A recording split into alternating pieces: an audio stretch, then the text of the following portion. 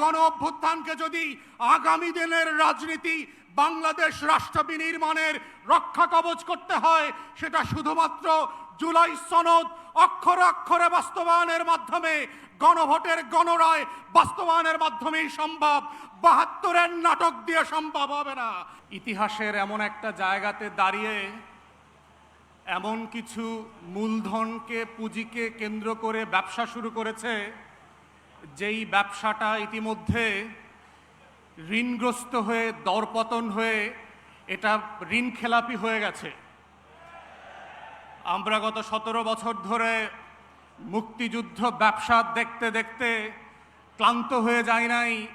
মুক্তিযুদ্ধ নিয়ে আওয়ামী লীগের এই যে ইন্ডাস্ট্রি ডেভেলপ করেছে, জুলাই অভ্যুত্থানের মধ্য দিয়ে সেই মুক্তিযুদ্ধ ব্যবসাকে বিতাড়িত করে নতুন করে মুক্তিযুদ্ধের স্বপ্নকে জুলাইয়ের মধ্য দিয়ে আমাদের নতুন প্রজন্ম আবার জাতির কাছে হাজির করেছে।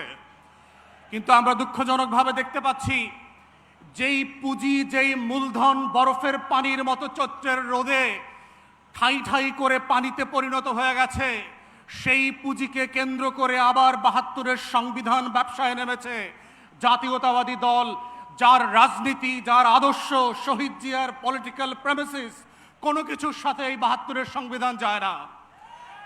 এবং যায় না বলে দেখেন আপনারা কিভাবে আগুন নিয়ে খেলছেন।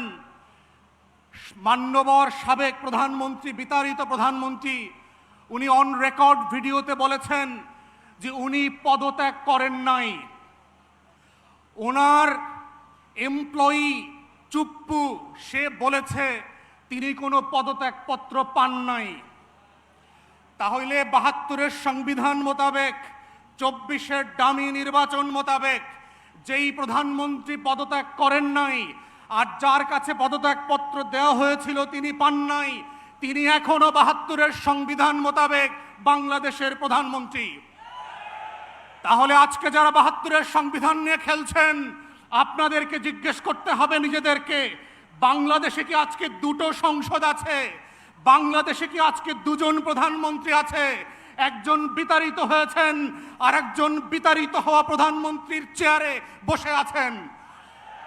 আমাদের বক্তব্য খুব পরিষ্কার, মাননীয় প্রধানমন্ত্রী, আপনি শুধুমাত্র প্রধানমন্ত্রী জুলাইয়ের কারণে, আপনি শুধুমাত্র প্রধানমন্ত্রী আমার ২৪-এর ১৪০০ শহীদের কারণে, আপনি শুধুমাত্র প্রধানমন্ত্রী আমার ২৬,০০০ আহত ভাই বোনের কারণে, আপনি শুধুমাত্র প্রধানমন্ত্রী আমার ৬৫০ চোখ হারানো অন্ধ ভাই বোনের জন্য, ৭২-এর সংবিধানের জন্য না।